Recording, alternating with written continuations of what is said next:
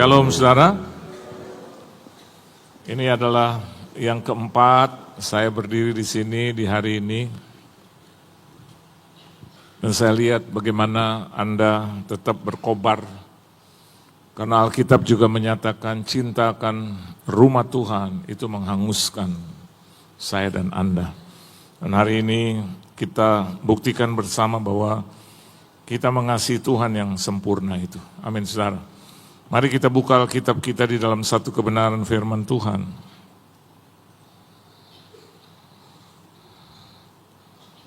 Yaitu di dalam Injil Matius.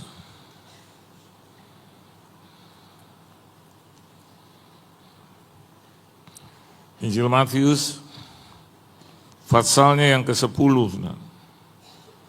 Matius, pasalnya yang ke-10.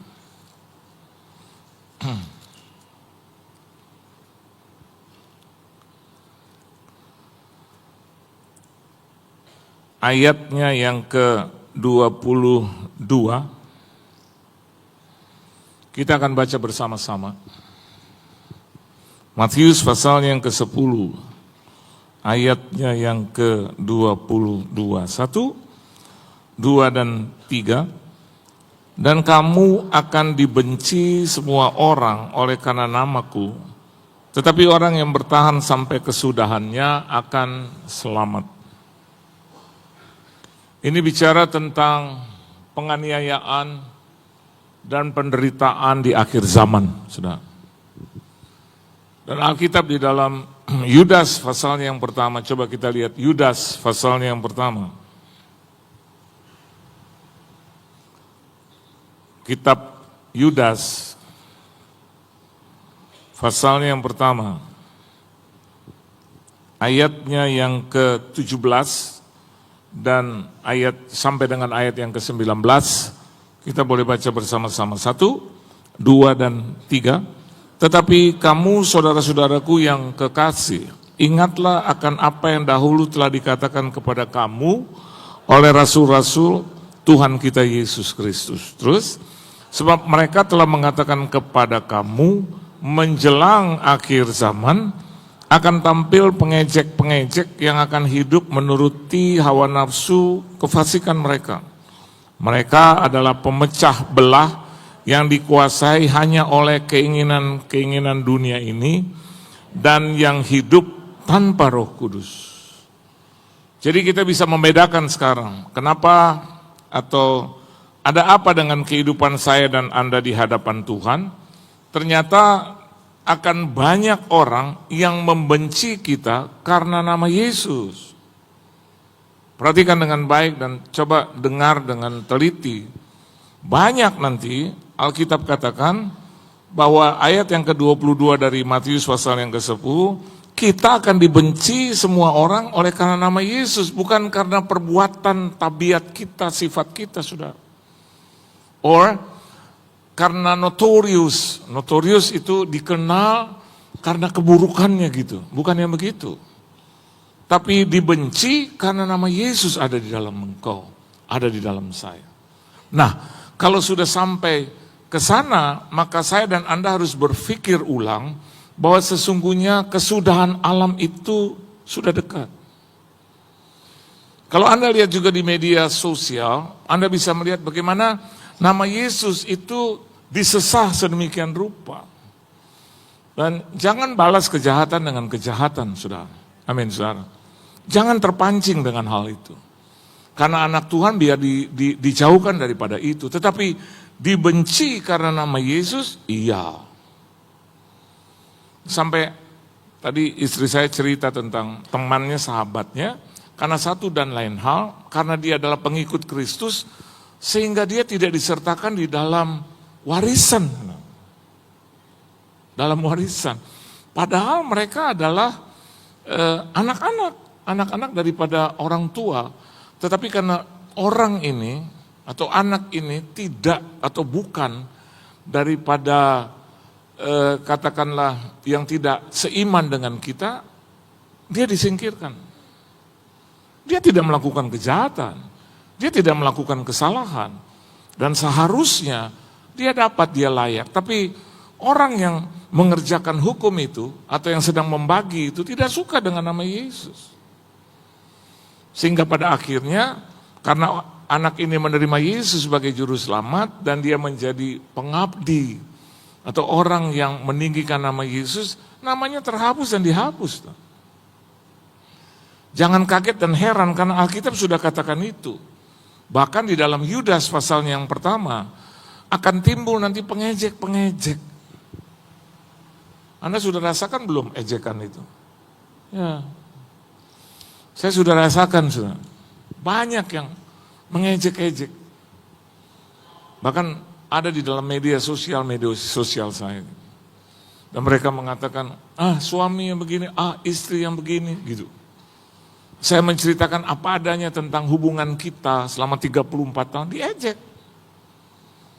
Dan kalau Anda lihat, tidak ada satupun yang saya balas. Kenapa demikian? Karena saya sadar, saya tahu, ini bukan karena kesalahan saya, tapi karena akibat saya dan Anda mengikuti Yesus. Dan jangan pernah balas juga dengan kebencian dan kemarahan. Amin, saudara. Dan kadang kita beribadah seperti ini, ada banyak ejekan. Ngapain beribadah? Bait Allah tuh tubuh kita sendiri. Kita juga tahu, bait Allah adalah tubuh kita sendiri. Tapi pada prinsipnya, Yesus saja masuk ke dalam sinagog. Dia mengajar di sinagog, bukan di rumah-rumah saja, tapi di sinagog. Di usia 12 tahun dia ada di sinagog. Dari masa remaja, masa muda, sehingga sampai di usia 33 tahun, tidak pernah lepas dari itu. Nah kalau ada ejekan-ejekan seperti itu, buat apa kamu setia? Suami kamu udah selingkuh kok, itu ejekan. Buat apa para istri masih mengampuni suaminya yang penuh dengan kesalahan? Kalau saya jadi dia, saya sudah putuskan, buat apa lagi? Banyak yang seperti itu, pengikut Kristus ajarannya aja seperti itu. Katanya. Kok Tuhan menjadi manusia? Padahal kita tahu jawabannya, itulah Tuhan yang hebat. Apa susahnya Tuhan menjadi manusia? Yang menjadi pertanyaan, manusia jadi Tuhan itu. Betul apa betul? Kalau Tuhan jadi manusia mudah. Sama seperti kalau orang bilang, ngapain itu orang kaya raya terus turun ke bawah menjadi orang miskin? Mudah buat dia. Yang sulit, orang miskin itu saudara mau berubah jadi orang kaya itu sulit. Pakai jam tangan palsu, betul nggak? Terus pakai hal-hal yang palsu, pakai tas-tas yang palsu untuk menjadikan diri bahwa dia adalah orang kaya. Tapi bagi orang kaya untuk jadi miskin mudah. Amin, saudara. Apalagi kalau kita kenal Tuhan kita adalah Yesus Kristus yang sangat sempurna hebat itu. Dia menjelma menjadi manusia, apa susahnya? Justru saya dan Anda harus begini, terima kasih Tuhan. Kau mau menjadi manusia, kau merasakan penderitaan aku, dia rasakan. Dan hari ini kita bisa melihat di akhir zaman akan seperti itu. Dan kalau Anda juga lihat, ada 23, 24, 25 September udah liwat. Buktinya nggak ada pengangkatan. Saya mau katakan buat saudara, nggak usahlah jadi pengejek. Yang benar adalah begini, ya udah mungkin ini menjadi peringatan akan kita semua bahwa ternyata ini akhir zaman gitu loh. Dan kalau kita balas lagi dengan ejekan, berarti kita sama dengan mereka. Kita sama dengan orang-orang yang suka mengejek, saudara. Jadi kalau ada orang yang hari ini belum bisa memberi di gereja ini, jangan diejek. Amin, saudara. Harusnya kita berdoa, biarlah dia menjadi pemberi yang luar biasa. Kalau ada orang ternyata jalan kaki, puji Tuhan, karena pada prinsipnya, semua orang kaya atau miskin kalau minta izin begini, saya jalan dulu ya. Enggak ada yang bilang, saya naik mobil dulu ya, enggak ada. Tadi gembala saudara mau ke airport, dia bilang, Pak Johan saya jalan dulu ya. Saya bilang mau kemana Pak? Airport jauh banget jalannya Pak. Oh iya saya naik mobil, itu yang benar. Jadi kalau ada orang di sini, ternyata jalan kaki puji Tuhan, sehat itu saudara. Saya ini punya kebiasaan dulu dan sampai hari ini membuat saya sehat loh. Saya tiap hari jalan puluhan kilo, Bukan karena berusaha mau jadi langsing, enggak, karena penderitaan, miskin dan susah. Tapi hari ini saya lihat puji Tuhan ya. Orang-orang di usia 40, 50 tahun, Pak kendalanya cuma satu Pak.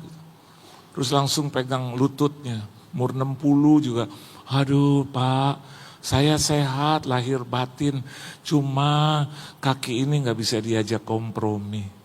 Waktu saya dengar itu, saya bilang, puji Tuhan. Dulu latihan waktu penderitaan, miskin, susah, bagus loh saudara. Bagaimana saya bisa naik kendaraan, duit juga nggak ada. Dan kalau hari ini Anda tanya, saya pernah diundang di satu perusahaan. Ternyata perusahaannya itu lantai 9 menjangkau lift, terus naik tangga lagi 1. Jadi ibadahnya di lantai 10. Waktu saya datang ke sana, tiba-tiba disambut oleh anak muda umur 22 tahun. Umur saya waktu itu 50-an lah, 50 sampai 55. Terus dia bilang gini, Pak maaf karena satu dan lain hal listrik mati. Terus saya bilang oke nggak apa-apa, kita nggak usah pakai pengeras suara lah. Bukan itu masalahnya Pak. Apa? Ini mau naik ke lantai 10. Terus ya maaf ya Pak ya, tapi terus dia pancing-pancing saya yakin Bapak kuat karena roh Allah, roh kudus. Bapak akan dimenangkan oleh Tuhan karena Bapak membawa berita baik dalam hati. Gak usah tahu lah. Dan dia bilang sama saya, Pak siap dong Pak ya untuk naik ke lantai 10. Terus dia umur 22, dia biasa lari, dia biasa maraton. Terus dia gini, siap Pak. Dia kayak ngeledek saya gitu. Tapi dalam hati saya, puji Tuhan gue pernah susah, puji Tuhan gue pernah kelaparan, puji Tuhan gue pernah miskin. Dan saya dilatih oleh itu. Jadi saya bilang, oke, dalam nama Yesus. Naiklah ke lantai 1. Masih aman. Begitu masuk ke lantai 2, saya udah agak ngos-ngosan. Saya bilang, Tuhan apakah saya harus berhenti? Tuhan bilang sama saya, pakai hikmat, kebijaksanaan, akal budi, marifat. Sampai di lantai 2 saya bilang, wah ruangannya bagus. Ini lukisan-lukisan bagus. Padahal saya mau beristirahat. Luar biasa. Saya lihat catnya itu kombinasi. Iya Pak, ini dibangun oleh pemilik. Oh ya luar biasa. Sama owner Pak, iya luar biasa. Ayo Pak kita lanjut. Oke, ya kan? Dia nggak tahu ini saudara, saya lagi atur nafas. Begitu masuk lantai 3, 4, masuk ke 5, saya udah kembali ngos-ngosan. Terus saya bilang, ruangan ini beda dengan yang di 2 ya. Luar biasa. Ini itu kamar buat apa? Oh ini buat keuangan, luar biasa loh. Sebesar apa ukuran ruangan ini? Biasa Pak, nggak terlalu besar, dia buka pintu. Haleluya. Begitu selesai, mari Pak lanjut lagi nanti terlambat. Oke. Masuk lantai 6, lantai 7, masuk ke 8. Saya turunkan juga, saya punya nafas. Kalau ini agak lega ya. Luar biasa.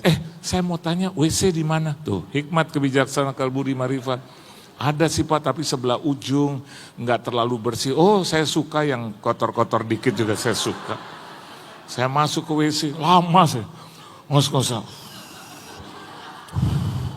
Dia teriak, Pak sudah belum.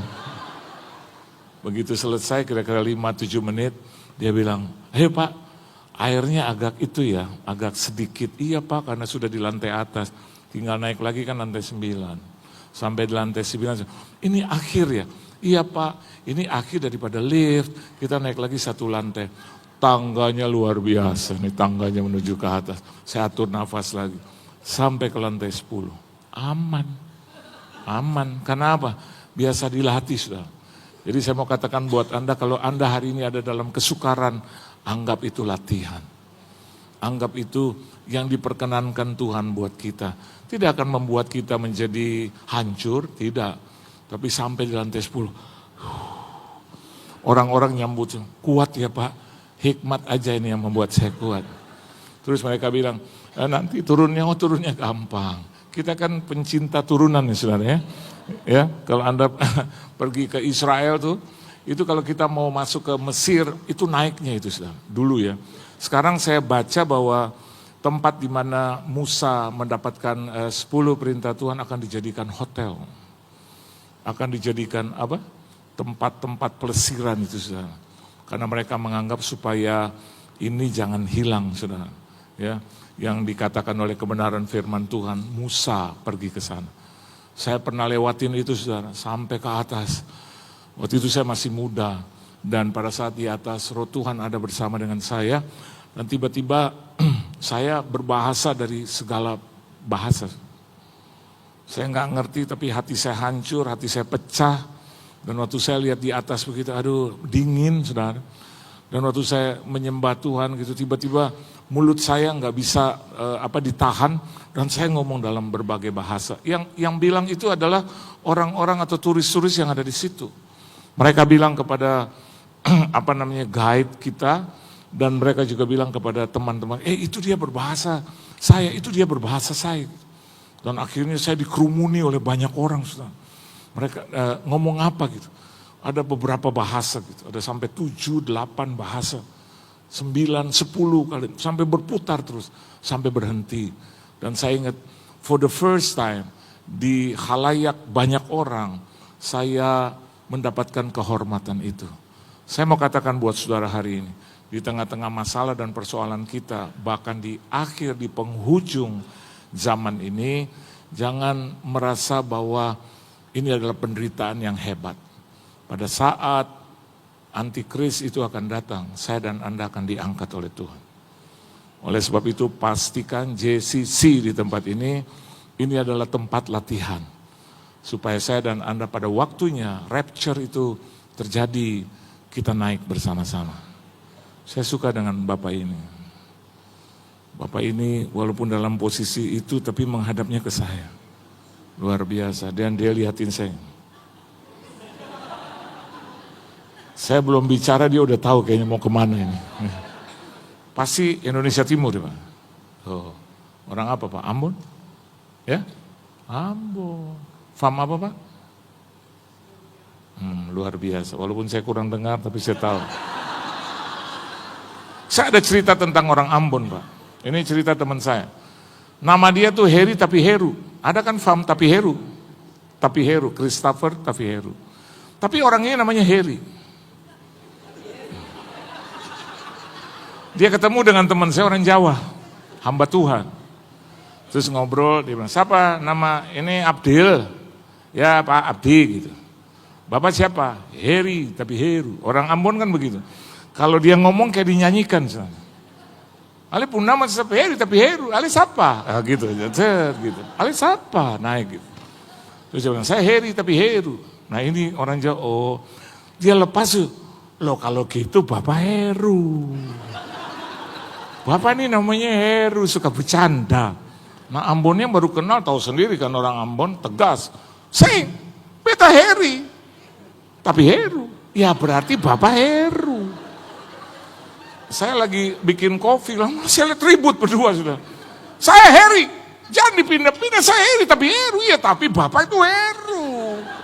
Buat apa Bapak ngomong gitu ya, saya tahu Bapak bercanda, Bapak tuh Heri. Aduh. Begitu saya tahu persoalannya, karena marga tapi Heru sudah. Saya bilang begini, mas dengar nih. Ini namanya Heru tapi marganya tapi Heru, masih ngotot sudah. Ya jadi dia Heru dong, udahlah. Dia mau Heri, dia mau Heru, udahlah. Kita baik-baik aja. Nah hari ini kita bisa melihat, apa sih yang harus saya dan Anda siapkan untuk ada di dalam satu, tribulation, sebelum tribulation itu terjadi. Kita lihat kemarin kan tanggal 28, 29, 30, apa yang terjadi? Chaos, betul? Ya. Kenapa saudara? Jawabannya sederhana. Ya. Manusia itu tidak dianggap seperti manusia. Ketika mereka mendapatkan kenaikan gaji, kesian yang rakyat biasa, mereka joget-joget itu saudara, ya kan? Ingat itu, peristiwa itu? Ya. Para wakil rakyat itu joget-joget gitu. Sedangkan rakyat bengong aja gitu. Kenaikan harga, sedangkan gaji nggak naik-naik. Maka terbersit satu amukan gitu. Dan terjadi Anda bisa lihat yang sudah dihancurkan ada beberapa hari tol itu direnovasi kembali, akibatnya juga kena rakyat juga. Macet di mana-mana. Dan kalau Anda lihat sebetulnya akhir zaman itu sedang terjadi. Ya. Tidak usah harus dibilang tanggal berapa, bulan berapa, tahun berapa. Kalau ada hamba Tuhan salah, ya resiko dia. Sebetulnya dia cuma bilang aja akhir zaman, nggak usah dibilang lagi tanggal, waktu. Orang anak manusia pun nggak tahu gitu. Kadang-kadang saya juga nggak mau ngomong begitu. Orang suka tanya, Pak kurang lebih Yesus datang nggak Pak? Ya pasti datang. Kapan? Saya nggak tahu. Karena kalau saya bilang tanggalnya, bulannya, tahunnya, kayak saya paling benar, saya nggak tahu apa-apa tentang itu. Yang tahu adalah Bapa di surga, saudara. Tapi satu hal yang saya dan Anda perlukan, siapkan diri kita dengan baik. Amin. Siapkan diri kita dengan baik. Supaya nanti Anda terangkat, saya juga terangkat. Kita ketemu di tengah-tengah ya Pak. Anda teriak, Bung Pendeta. Terus Bung, apa kabar Bung? Sambil jalan. Ya. Terus saya tanya, istri di mana? Itu di belakang. Terus Bapak juga tanya, keluarga di belakang semua, jangan dibalik. Bapak naik, saya nggak terangkat. Waduh. Dan Bapak pendeta liwatin rumah saya tuh, Pak Pendeta, sing mau naik ke atas. Saya bisa Bu. Kenapa? Karena istri saya itu atur jadwal sampai 2027. Saya suka bilang sama istri saya, stop atur jadwal sampai tahun-tahun. Tapi ini udah sampai 2027 tengah, ya udahlah. Saya bilang Tuhan, bukan saya menahan Tuhan, tapi tolong ingat saya. Jangan terus kau datang 2025 akhir atau 2026 awal, saya nggak diangkat. Kalau saya tanya Tuhan, kenapa kau nggak angkat saya? Selesaikan dulu, kau punya tugas dan jadwal kan? Saya bilang tidak seperti itu. Yuk, kita baca bersama-sama di dalam kebenaran firman Tuhan. Apa yang saya dan Anda harus siapkan, atau hal apa yang tertantang untuk ada di dalam satu penempatan diri di akhir zaman itu. Coba kita lihat dalam Matius pasalnya yang ke-10 ayat 16. Ayo baca sama-sama saudara. Puji Tuhan saya bisa selesaikan 4 kali ini saudara. Tuhan baik ya, luar biasa. Dulu sih waktu masih muda Bung gampang 9 kali karena tenaga masih ada. Dulu istri saya juga masih muda. Jadi kalau kita pagi-pagi 4:30 pagi, saya pernah ada di Cijantung situ di ujung. Ada gereja di dalam situ. Saya ingat Pasca itu saudara. Dan banyak korps RPK, Kopassus hadir di situ. Saya pernah disuruh oleh Tuhan melalui istri saya 9 kali. Dan itu masih kuat sudah. Tapi sekarang usia saya sudah lebih dari kepala 6. Nah, ya. Tapi hari ini dipercayakan Tuhan dan boleh juga melayani di JCC dan berjumpa dengan saudara, luar biasa. Bagi saya berjumpa dengan Tuhan itu kerinduan. Yang kedua, kalau saya dekat dengan keluarga, aduh indah saudara. Yang ketiga, kalau saya jumpa dengan jemaat, saya suka. Jadi di mana-mana, Pak Pendeta. Bahkan ada banyak orang yang seringkali WA saya atau DM saya, mereka bilang, Pak Pendeta saya mau foto, Pak Pendeta saya mau salaman, tapi Pak Pendeta sudah digiring masuk ke ruangan. Saya bilang, ya saya nggak tahu apa-apa. Pernah satu sekali itu gereja membebaskan saya. Jumlahnya ribuan, akhirnya ribuan tangan saya jamah. Haleluya, amin, haleluya. Anda pikir nggak capek-capek sudah dalam nama Yesus. Dan ini nih, menjaga muka tetap oke. Sampai akhirnya ketika selesai, saya masih, masih masuk. Istri saya tanya, Pak mau kemana? Gitu. Wah ini bini lah, kebiasaan itu masuk sudah. Ya. Coba kita lihat Matius 10 ayat 16. Tadi di 2 khotbah yang pertama gembala saudara tegur saya, Pak kehilangan lucunya, serba salah juga sudah. Kalau saya lucu ada banyak orang bahwa jangan terlalu lucu. Kalau saya nggak lucu gembala yang tegur, yang lucu dong Pak. Jadi yang benar gimana gitu. Saya pernah ke WC dikejar oleh seorang jemaat, mereka bilang, Pak yang lucu ya Pak, amin. Dalam hati saya nangis terus. Saya lagi mau bilang, emang kamu pikir saya badut? Ya udah terserah, nggak apa-apalah ya. Oke, Matius pasal yang ke-10 ayat 16. Ayo baca sama-sama. 1, 2, 3. Lihat, aku mengutus kamu seperti domba ke tengah-tengah serigala. Sebab itu hendaklah kamu cerdik seperti ular dan tulus seperti. Jangan terlalu banyak mengeluh.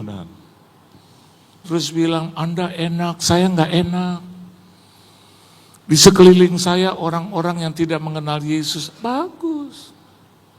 Itu tempat di mana kau bisa memenangkan jiwa. Yang terjadi sekarang apa? Ayo, apa yang terjadi, saudara? Ya, tarik-tarikan jemaat. AKBP ditarik ke GBI, GBI ditarik di GPDI, GPDI ditarik ke GII, GII ditarik kepada, wah semua, tarik-tarikan. Tapi Yesus bilang, aku sengaja membuat engkau, kutempatkan di tengah-tengah serigala. Tapi domba itu jangan berubah jadi serigala, saudara. Amin, saudara. Akhirnya saling makan, gitu. Saling intip, saling intai. Saya punya anjing, Anabul, ya, husky. Anda tahu itu kayak serigala. Kalau dia bangun terus natap saya, kadang-kadang begitu saya bangun dia sudah ada di perapatan jalan di rumah saya terus. Saya lihat cuma matanya. Saya kaget juga, darah Yesus. Udah besar sekarang. Baru umur 10 bulan aja udah besar. Beratnya berapa sekarang? 14 kilo. Dan dia kalau tatap saya suka bilang, namanya favor. Jadi kita panggil favor, orang Indonesia kayaknya dipeleset, emper. Kayaknya dia mau bilang, emang gue lemper Pak gitu. Dan saya panggil, ini papa gitu. Dan hari ini, saya mau katakan buat Anda, dia menjadi Anabul yang jinak. Dan tiap kali dia lihat saya langsung menghampiri saya langsung di lutut. Dan kepalanya dia letakkan di lutut. Dia gini. Dia mau saya elus saya. Saya elus dia gitu. Kalau saya udah elus, terus saya harus bicara sama dia. Terpinter ya. Ya, terpinter dia. Dan kalau dia ngomong persis yang ada di media sosial.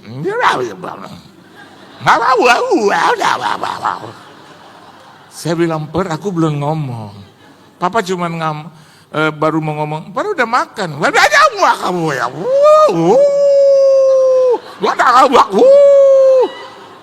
Masih pagi, jangan ganggu tetangga ya. Gitu. Dan saya lihat, saya nggak ikut dia, tapi dia ikut kita.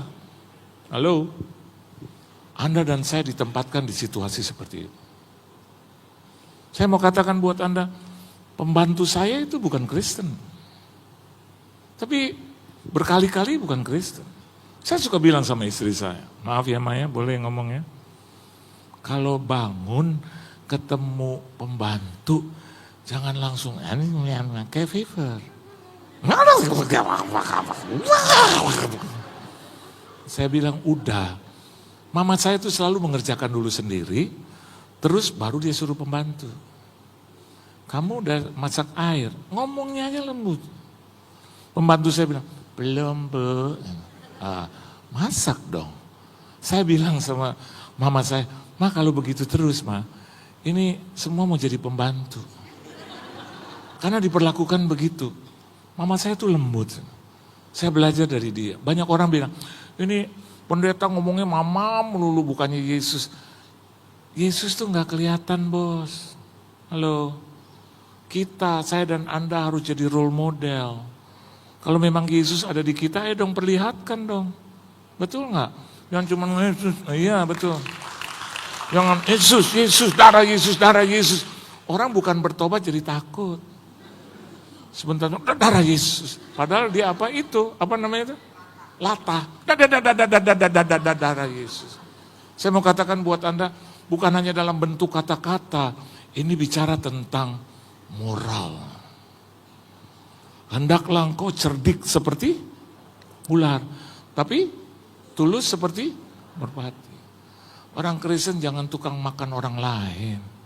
Begitu lihat orang lain, aduh, ini kayaknya aneh, gue makan, jangan.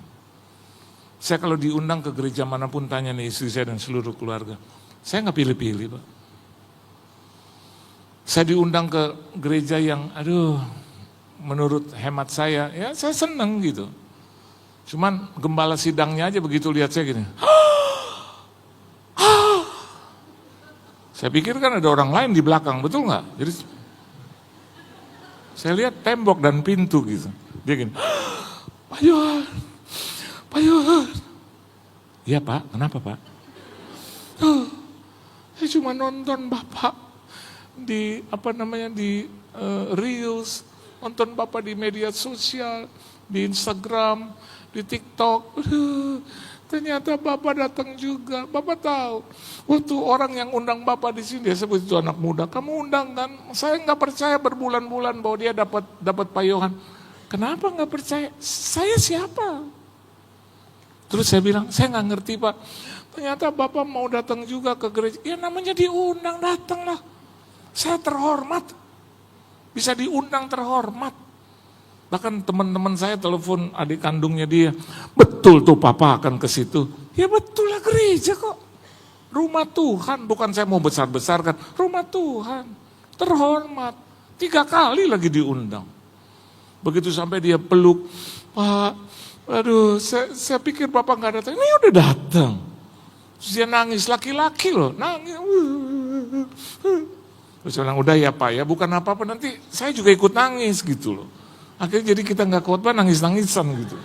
Jadi saya bilang, udah ya Pak ya, amin, saya udah datang. Amin. Terus dia liatin saya terus selama kebaktian.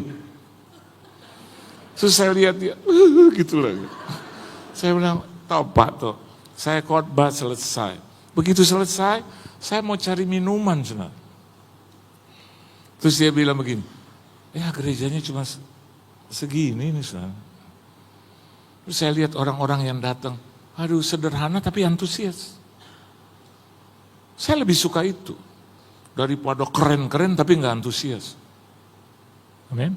Kelihatannya orang hebat gitu, tapi liatin saya, adiknya Favor. Saya suka lihat mereka tuh di ujung sudah 3 kali jalan tol, terus masuk lagi ke dung. Begitu saya sampai semua jemaat gitu. Saya kaget juga loh. Hah? Ternyata aku dirindukan juga, kan seneng. Begitu selesai, terus ayo Pak, dia duluan. Pak, ini mau masuk ke ibadah kedua. Pak mau minum kopi ya, itu favorit saya. Saudara. Prabowo saya itu suka kopi. Saudara. Jadi dia bilang, Pak mau kopi ya? Ada ya Pak, saya bilang gitu, lihat wajah saya, ada ya Pak. Ya tunggu ya Pak, di sini aja Pak. Kita nggak punya ruang tunggu di sini aja. Saya tunggu 10-15 menit, nggak ada kopi. Saya lihat ini gembala cuma duduk, bolak-balik duduk lagi. Saya lagi mau tanya, itu kopinya kemana Pak? Diam, duduk, dia cengengesan lagi. Pak Johan, shalom. Dari tadi kan udah shalom. Tadi waktu saya mau bilang shalom Pak, ya kopi Pak, amin, haleluya. Saya istri saya lah, yuk Pak, jalan yuk. Mungkin dia nggak ada kopi. Udah kita jalan. Putar bolak-balik. Ternyata pagi itu di daerah itu, ya Tangerang ujung sana, belum dibuka semua restoran. Nggak ada. Sampai kafe atau warung-warung nggak buka. Masih pagi. Jadi mobil saya bolak-balik, lewat lagi itu gereja, bolak-balik. Kebaktian kedua itu orang udah pada datang. Dan mereka lihat mobil saya, ini Bapak Pendeta mau cari apa gitu, bulak balik. Kalau cari Roh Kudus sudah ada kan di dalam, ngapain dia bulak balik. Sehingga akhirnya sampai ke satu tempat dan anak saya bilang gitu, ada nih Pak di Google. Di mana itu? Ini mall. Cepet Pak kita minum kopi di situ. Oke, cari. Begitu masuk saudara, digembok. Dan rumputnya udah segini. Jadi udah berapa tahun ditutup saudara. Di Google belum ditutup itu. Aduh, saya balik lagi. Dan orang-orang begitu tenangnya bilang, dari mana Pak? Saya mau bilang cuma saya lihat ada gembala. Nggak enak sudah. Kayaknya saya nggak bermoral gitu loh. Terus saya bilang, cari kopi, pasti dia akan tersentuh. Oh iya Pak, saya lupa. Kasihan. Jadi saya cuma ukur jalan. Ya. Amin sudah. Istri saya, ini maaf, istri saya saja mau buang air saudara, ya mungkin bukan karena kita sok. Sekarang saya mau tanya sama ibu-ibu di sini, saya mohon maaf aja karena kemajuan zaman kan, biasa kalau kita di WC suka yang jongkok apa ya suka yang duduk. Nah, dia masuk jongkok, Anda tahu umurnya sudah 64 tahun. Itu kalau dia jongkok saya yakin dia nyusruk saudara. Terus udah tidak dikenali lagi. Dia keluar kamar mandi, terus ada jemaat dan pengurus, sudah ya Bu? Dia gitu, udah. Maksud istri saya gini, udah lihat kondisi jongkok gitu. Kan saya tahu dia punya lutut, kadang untuk naik ke lantai 3 aja pelan-pelan. Jadi waktu saya tanya, gimana Mah? Mah gimana? Terus dia gini, masih ada orang gak enak ngomongnya. Oke. Kenapa Mah? Air atau entar aja, entar. Itu hanya cuma bahasa suami istri. Itu cuma bahasa suami istri. Albert aja nggak tahu itu, nggak tahu. Saya kalau ngobrol berdua bahasa suami istri. Ma kita itu ya gitu, gitu. Istri saya udah tahu, langsung bisa ke kasir bayar. Karena saya tahu kelihatannya nih orang kayaknya susah gitu loh. Karena bolak-balik gitu, udah mau pulang. Dan saya lihat dia nggak enak hati. Jadi saya bilang, Ma, dia cepet loh. Oke. Pernah satu hari saya di rumah, terus tiba-tiba saya undang teman-teman. Ada kali 10-15 orang. Terus saya bilang, Ma siapin tuh semua makanan, itu mah semua. Ya, bikin kopi mah, bikin kopi. Dia dari jauh, oke, bikin aja. Bikin aja. Awal-awal pernikahan. Ya udah, Ma jangan bikin malu, udah bikin. Ternyata dia matiin lampu, sudah. Dari listrik tuh dari depan, buk gitu kan. Orang-orang pada kaget, terus dia bisikin, nggak ada makanannya. Gitu. Begitu lampu dinyalakan lagi, tiba-tiba salah satu tamu saya bilang begini, oke yuk kita pulang yuk. Karena Bu Sri, Pak Yohan ini nggak ada apa-apa di rumah. Saya kaget gitu. Ternyata dia salah bisik, saudara. Dia bisikin teman saya, sampai digini nih, nggak ada makanan.